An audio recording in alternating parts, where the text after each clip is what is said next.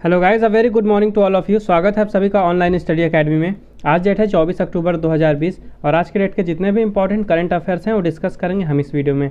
साथ ही देखेंगे कुछ इंपॉर्टेंट वन लाइनर्स और उसके बाद है क्विज। तो मेक श्योर वीडियो को लास्ट तक जरूर देखिएगा। तो आइए शुरू करते हैं।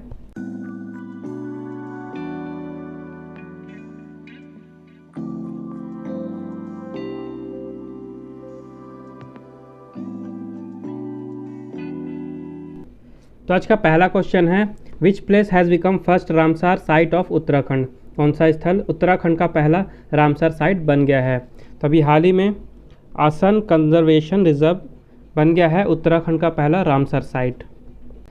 तो अब आपके दिमाग में क्वेश्चन आ रहा होगा कि ये रामसर साइट क्या होता है। तो रामसर साइट समझने के लिए सबसे पहले जानते हैं वेटलैंड क्या होता है। तो नदी या तालाब के किनारे का वो एरिया, ऐसा कोई ज़मीन होता है जो ज़्यादातर बाढ़ से प्रभावित होता है, यानी उसमें पूरे साल भर या साल के कुछ महीनों तक वो पानी के अंदर डूबा रहता है। तो ऐसे लैंड को कहा जाता है वेटलैंड। ओके, और ऐसी वेटलैंड को इंटरनेशनल इम्पोर्टेंस देने के लिए उनको दिया जाता है रामसर साइट का दर्जा। तो एक्चुअली में 2 फरवरी 1971 में ईरान का एक शहर है रामसर, और इस रामसर में एक कन्वेंशन हुआ था जो वेटलैंड्स होते हैं उनको मान्यता इंटरनेशनल इम्पोर्टेंस देने के लिए एक ट्रीटी साइन की गई थी जिसे कहा गया रामसर कन्वेंशन ऑन वेटलैंड्स। तो इसीलिए जो भी इम्पोर्टेंट वेटलैंड्स होते हैं उनको इंटरनेशनल इम्पोर्टेंस का दर्जा देने के लिए उन्हें रामसर साइट का दर्जा दिया जाता है। तो ये अनाउंसमेंट की गई है ministry of environment, forest and climate change के द्वारा।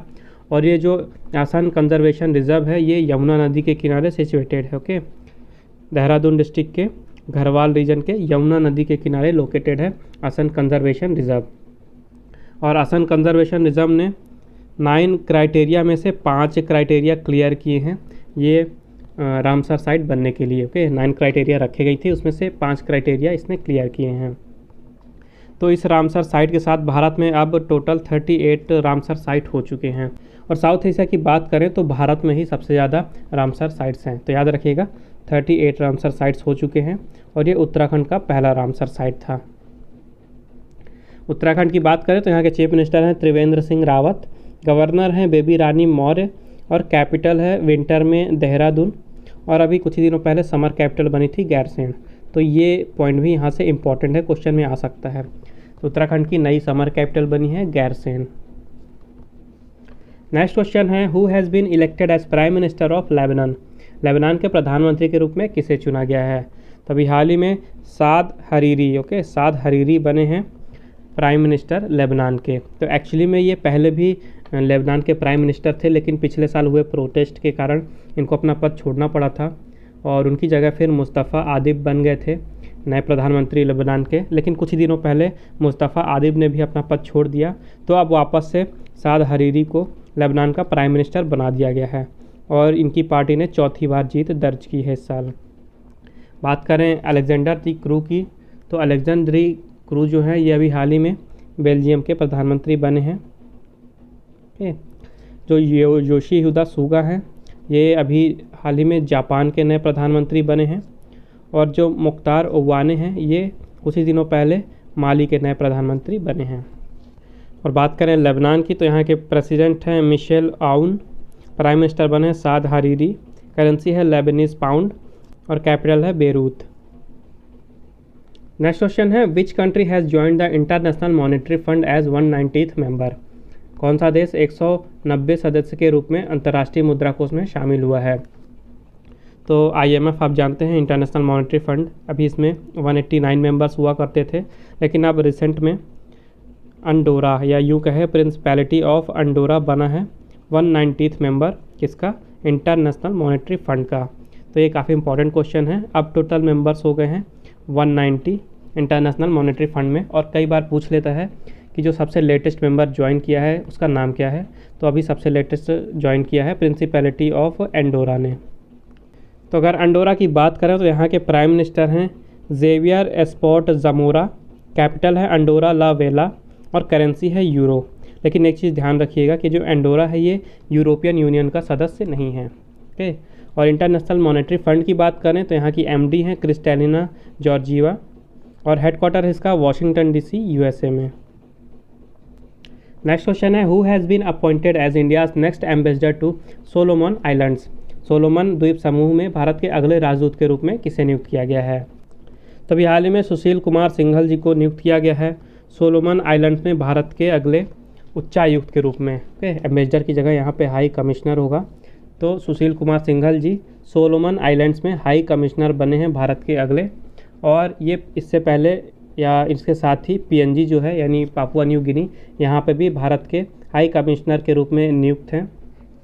तो याद रखिएगा पापुआ न्यू गिनी और सोलोमन आइलैंड्स दोनों ही जगह ये हाई कमिश्नर के रूप में कार्यरत हैं। उसके अलावा जो नीना मल्होत्रा हैं, इन्हें अभी हाल ही में इटली में, तो ये ऑलरेडी एम्बेसडर थी भारत की, तो इटली के साथ ही साथ इन्हें जो सैन मरीनो है, ओके, सैन मरीनो में भी भारत के राजदूत के रूप में नियुक्त कर दिया गया है यानी एम्बेसडर के रूप में। जो प्रदीप कुमार सावंत हैं, प्रदीप कुमार सावंत को कुछ ही दिनों पहले नीदरलैंड्स में भारत के अगले राजदूत यानी एम्बेसडर के रूप में नियुक्त किया गया है। और जो मनोज कुमार भारती जी हैं, मनोज कुमार भारती जी को कुछ ही दिनों पहले इंडोनेशिया में भारत के अगले एम्बेसडर के रूप में नियुक्त किया गया था। तो एम्बेसडर या हाई कमिश्नर ये दोनों ही इन्वॉय होते हैं, लेकिन दोनों में डिफरेंस क्या होता है। तो जो कॉमनवेल्थ कंट्रीज़ होती हैं वहाँ पे होते हैं कमीशंस, और जो कमीशन में भारत की ओर से मिशन में भेजे जाते हैं उन्हें कहा जाता है हाई कमिश्नर्स। ओके, और जो नॉन कॉमनवेल्थ कंट्रीज़ है वहाँ पे होती हैं एम्बेसीज़, और एम्बेसीज़ में जो भारत की तरफ से मिशन में भेजे जाते हैं उन्हें कहा जाता है एम्बेसडर्स। तो दोनों एक ही चीज़ होते हैं, बस ये डिफरेंस होता है कि हाई कमिश्नर जो हैं ये कॉमनवेल्थ कंट्रीज़ में कार्यरत होते हैं, उन्हें नियुक्त किया जाता है, और जो एम्बेसडर्स होते हैं इन्हें नॉन कॉमनवेल्थ कंट्रीज़ में नियुक्त किया जाता है। तो सोलोमन आइलैंड्स की बात करें तो यहाँ की कैपिटल है होनियारा, करेंसी है सोलोमन आइलैंड्स डॉलर, और प्राइम मिनिस्टर हैं मनासेह सोगावारे। नेक्स्ट क्वेश्चन है who has addressed the world bank IMF annual meeting 2020 recently. हाल ही में विश्व बैंक IMF की वार्षिक बैठक 2020 को किसने संबोधित किया है। तभी हाल ही में यूनियन हेल्थ और फैमिली वेलफेयर मिनिस्टर हर्षवर्धन जी ने संबोधित किया है विश्व बैंक और IMF की वार्षिक बैठक 2020 को। तो इसका आंसर हो जाएगा आपका ऑप्शन नंबर 4 हर्षवर्धन। और इसको संबोधित किया हर्षवर्धन जी ने वर्चुअली मोड में, कि पैंडेमिक के चलते हर चीज़ अभी वर्चुअली हो रही है, जितनी भी मीटिंग हो रहे हैं या संबोधन हो रहे हैं, तो इसको भी संबोधित किया गया है वर्चुअली। और इसके लिए एक थीम रखी गई थी इस मीटिंग के लिए, वो थी unleashing the South Asian century through human capital for all. इसके साथ ही इन्वेस्टिंग इन कोविड-19 vaccines and primary health care delivery system. तो ये थीम रखी गई थी इसके लिए। और हर्षवर्धन जी ने वहाँ पे बताया कि जो ग्लोबल पैंडेमिक चल रहा है कोविड-19 का, तो उसके द्वारा जो भी चैलेंजेस आए हैं उनको मैनेज करने के लिए भारत ने whole of society whole of government वाली अप्रोच का यूज़ किया है। तो वर्ल्ड बैंक की बात करें तो इसकी स्थापना हुई थी 1944 में। इसका हेडक्वार्टर है वाशिंगटन DC यूनाइटेड स्टेट्स में। प्रेसिडेंट हैं डेविड R मालपास, और मोटो है working for a world free of poverty. Okay, तो जैसे आप नॉर्मल बैंक के टैगलाइंस याद करते हैं, एग्ज़ाम में पूछ लेता वो, उसी तरह से वर्ल्ड बैंक की टैगलाइन मोटो भी इम्पॉर्टेंट है। तो इसका मोटो याद रखिएगा working for a world free of poverty. तो आई होप आपको वीडियो समझ में आ रहा होगा, और अगर आपको वीडियो यूज़फुल लग रहा है तो प्लीज़ वीडियो को लाइक कीजिएगा, ज़्यादा से ज़्यादा शेयर कीजिए अपने दोस्तों के साथ, और चैनल को सब्सक्राइब जरूर करें, और बेल आइकन भी ज़रूर दबाइएगा ताकि आपको नोटिफिकेशन मिलती रहे। इसके साथ ही अगर आपको रिवीजन के लिए आज के वीडियो का PDF या MP3 फाइल चाहिए तो उसके भी लिंक मैंने डिस्क्रिप्शन बॉक्स में दे दी है, तो आप वहाँ पर विजिट करके फ़ाइल डाउनलोड कर सकते हैं। तो ये बढ़ते हैं अब आगे क्वेश्चंस की ओर। नेक्स्ट क्वेश्चन है who has laid foundation stone for India's first Assam agar international trade centre at दबी दुबी। दबी दुबी में भारत के पहले असम आगर अंतर्राष्ट्रीय व्यापार केंद्र की आधारशिला किसने रखी है। तो अभी हाल ही में असम के चीफ मिनिस्टर सर्बानंद सोनोवाल जी ने भारत के पहले Assam agar international trade centre की आधारशिला रखी है, और इसकी स्थापना की जाएगी दबी दुबी में। तो ये जो दबी दुबी है ये असम के गोलाघाट डिस्ट्रिक्ट में है, और यहीं पे स्थापित किया जाएगा एक इंटरनेशनल ट्रेड सेंटर, जो कि भारत का पहला होगा अगर इंटरनेशनल ट्रेड सेंटर के अगर इंटरनेशनल ट्रेड सेंटर। और इसकी स्थापना की जा रही है ताकि जो असम है वहाँ पे ट्रेड को बढ़ावा मिल सके और असम जो है आत्मनिर्भर बन सके। तो असम के चीफ मिनिस्टर हैं सर्बानंद सोनोवाल, गवर्नर हैं जगदीश मुखी, और कैपिटल है दिसपुर। नेक्स्ट क्वेश्चन है who has launched micro ATM in Shillong for banking services in rural areas.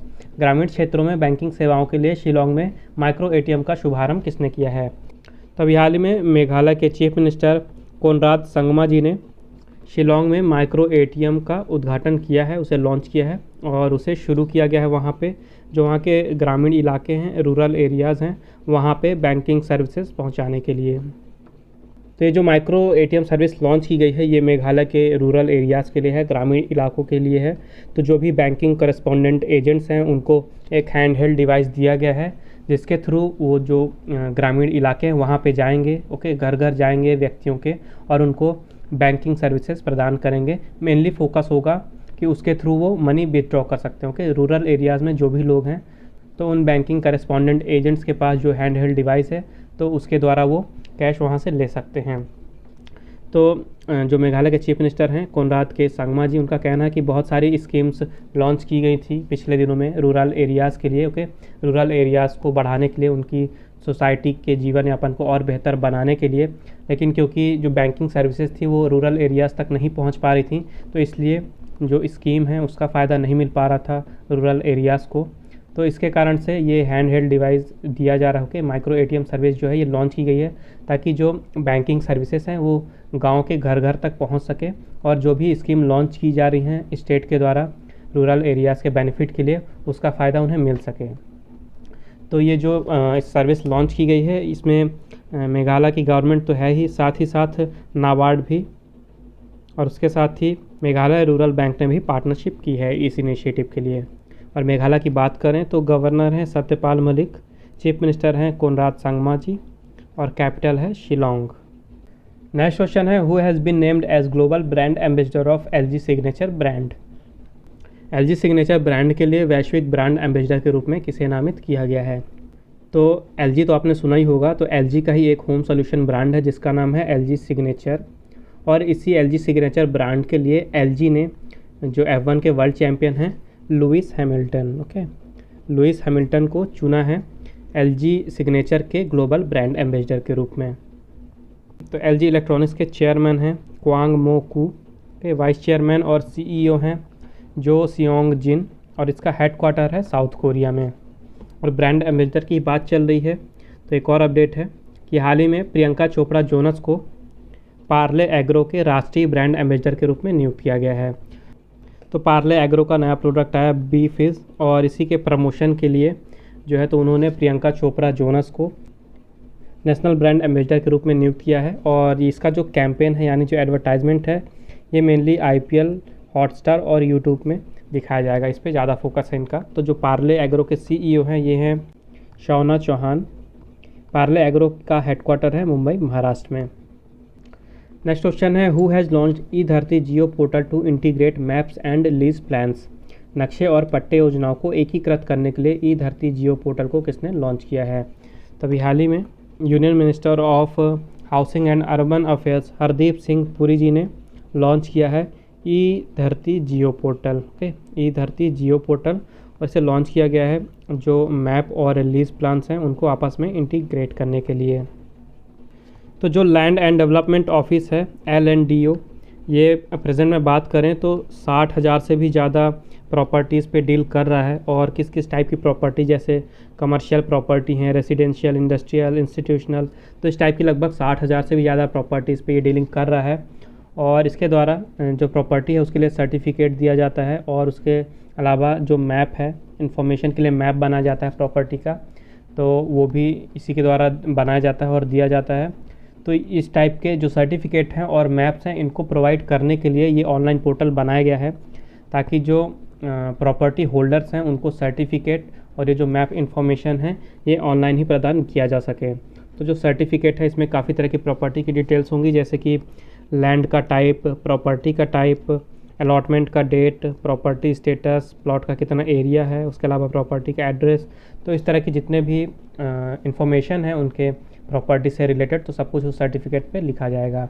और इन्हीं सब चीज़ों को वितरित करने के लिए ऑनलाइन ये नया ई धरती जियो पोर्टल लॉन्च किया गया है union minister of housing and urban affair Hardeep Singh Puri ji के द्वारा।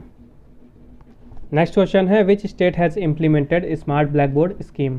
हाल ही में स्मार्ट ब्लैक बोर्ड योजना किस राज्य ने लागू की है? तभी हाल ही में तमिलनाडु ने लागू किया है अपने राज्य में स्मार्ट ब्लैक बोर्ड योजना। तो तमिलनाडु की गवर्नमेंट ने लॉन्च किया है ये स्मार्ट ब्लैक बोर्ड स्कीम, और ये स्कीम लॉन्च की गई है तमिलनाडु के लगभग 80,000 गवर्नमेंट स्कूल्स में।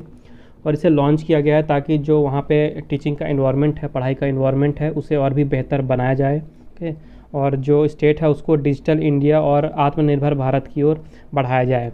तो इस स्कीम के अंडर में जो गवर्नमेंट है वो audio visual teaching materials provide कराएगी इन गवर्नमेंट स्कूल को। ओके, तो वहाँ पे जो भी कंप्यूटर स्क्रीन है या जो भी अगर प्रोजेक्टर अवेलेबल है तो उन स्क्रीन में ये जो सिलेबस है वो ऑडियो और विजुअल तरीके से पढ़ाया जाएगा। मतलब एक तरह से स्मार्ट क्लास, जिस तरह से स्मार्ट क्लास में स्क्रीन में पढ़ाया जाता है जो भी उनका सिलेबस है स्टूडेंट्स का, तो ठीक उसी तरह से जो ऑडियो विजुअल टीचिंग मटेरियल है वो प्रोवाइड कराया जाएगा स्कूल्स में, और फिर स्टूडेंट्स को पढ़ाया जाएगा कंप्यूटर या प्रोजेक्टर की स्क्रीन में क्लास में। इसके अलावा तमिलनाडु गवर्नमेंट ने एक और इम्पॉर्टेंट डिसीजन लिया है वहाँ के बच्चों के लिए, स्टूडेंट्स के लिए, और वो डिसीजन ये है कि 2020 और 21 का जो सेशन है उसके लिए तमिलनाडु गवर्नमेंट ने उनका जो सिलेबस था उसको 40% तक कम करने की घोषणा की है। और तमिलनाडु की कैपिटल है चेन्नई, चीफ मिनिस्टर हैं एडापडी के पलानीस्वामी, और गवर्नर हैं बनवारी लाल पुरोहित। तो ये मूव करते हैं अब आज के इंपॉर्टेंट वन लाइनर्स की तरफ। सबसे पहले है Indian air force first women officer Vijay Lakshmi Ramanan passed away recently. तो हाल ही में भारतीय वायुसेना की पहली महिला अधिकारी जिनका नाम था विजय लक्ष्मी रामानन, उनका हाल ही में निधन हो गया। और ये इम्पॉर्टेंट है क्योंकि भारतीय वायुसेना की ये पहली महिला अधिकारी थी, तो नाम जरूर याद रखिएगा, विजय लक्ष्मी रामानन। नेक्स्ट है Gujarat government has change name of Dinkar योजना टू किसान सर्वोदय योजना। तो गुजरात सरकार ने एक स्कीम लॉन्च की थी वहाँ के लोगों के लिए, ये दिन जो भी वहाँ के रूरल एरियाज़ हैं, किसान हैं, तो उनको दिन में बिजली देने के लिए, और उस स्कीम का नाम दिया गया था दिनकर योजना। तो हाल ही में ये जो दिनकर योजना था इसका नाम बदल करके किसान सर्वोदय योजना रख दिया गया है। नेक्स्ट है world snow leopard day was observe on 23 अक्टूबर। 23 अक्टूबर को विश्व हिम तेंदुआ दिवस मनाया गया, और ये दिन मनाया जाता है क्योंकि जो हिम तेंदुआ है ये काफ़ी कम संख्या में अवेलेबल हैं, तो इनके संरक्षण की, इनके कंजर्वेशन की बहुत ही ज़्यादा ज़रूरत है। तो इनके कंजर्वेशन के बारे में लोगों के बीच जागरूकता फैलाने के लिए 23 अक्टूबर को हर साल मनाया जाता है विश्व हिम तेंदुआ दिवस। नेक्स्ट है CBSE introduces facial recognition system for class 10th and 12th students to access digital documents. तो हाल ही में जो CBSE है उन्होंने कक्षा 10वीं और 12वीं के छात्रों के लिए डिजिटल दस्तावेजों तक पहुंचने के लिए फेशियल रिकॉग्निशन सिस्टम शुरू किया है।